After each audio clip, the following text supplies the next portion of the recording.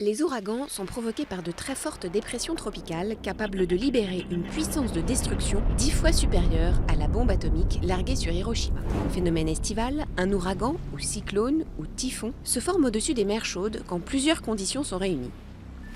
Une température de l'eau supérieure ou égale à 26 degrés 6 sur une cinquantaine de mètres de profondeur, une quantité suffisante d'humidité atmosphérique et une perturbation tropicale produisant des vents tourbillonnés.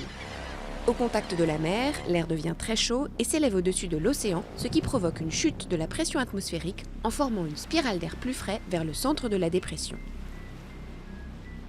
Cet air instable, chargé de vapeur d'eau, forme des nuages et produit une activité orageuse dont l'intensité croît proportionnellement à la chaleur et l'humidité.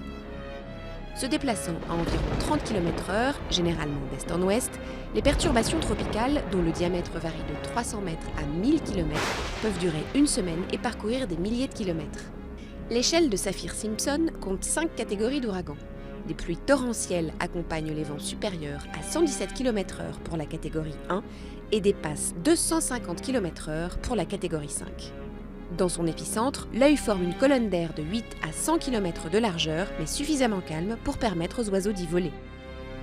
Le cyclone commence à se dissiper quand il touche la Terre ou lorsqu'il se trouve au-dessus d'eau froide. Reste que pour de nombreux climatologues, l'accroissement du nombre et de l'intensité des cyclones est probablement lié au réchauffement climatique.